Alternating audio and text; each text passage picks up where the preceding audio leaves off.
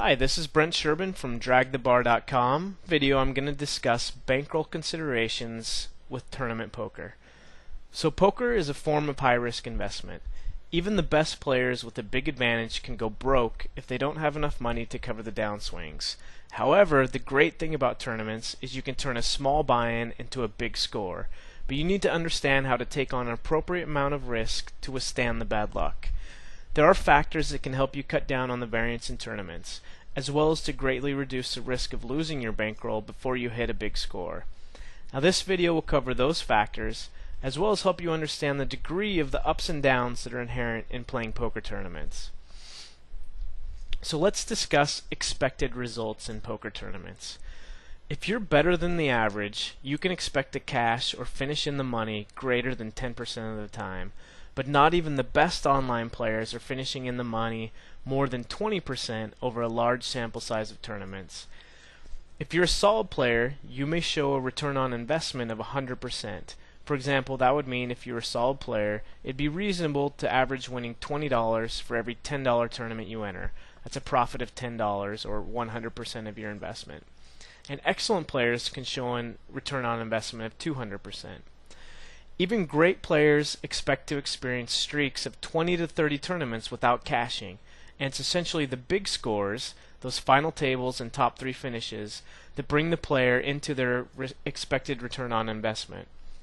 Big win frequencies are dependent on the average entrant size of the tournaments played, but if a player is playing a 100-person tournament and they're slightly above average, they'll typically have a top 3 finish 1 out of 3 tournaments.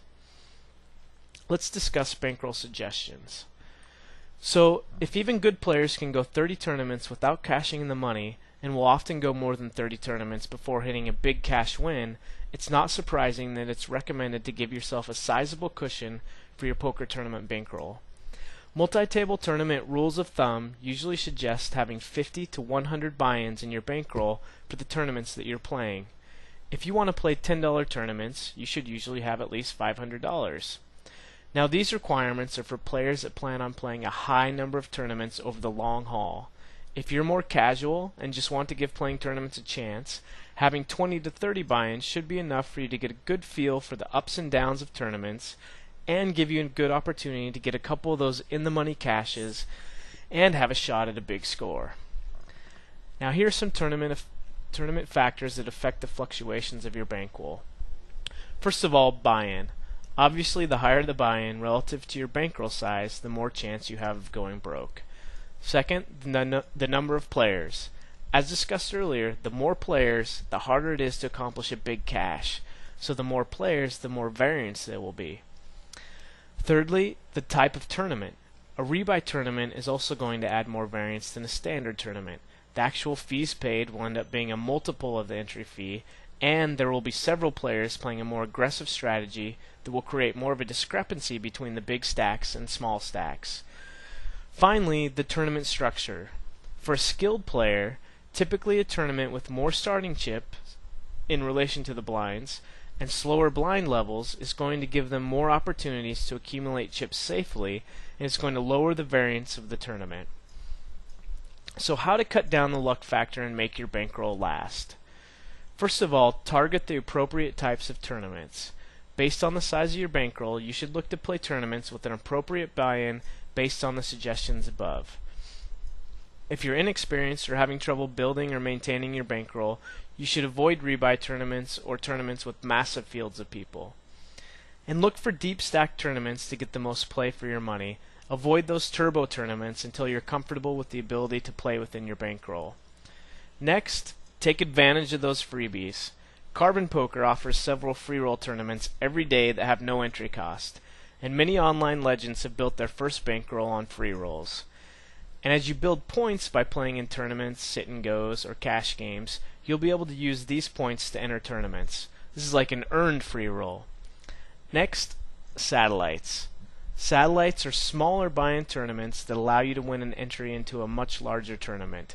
Satellites are a great way to play within your bankroll requirements, but still have an opportunity to play in larger buy-in tournaments outside of your bankroll. And finally, improve your skill. As your skill as a poker tournament player improves, you're in the money, return on investment, and big cashes will all go up while your variance will go down.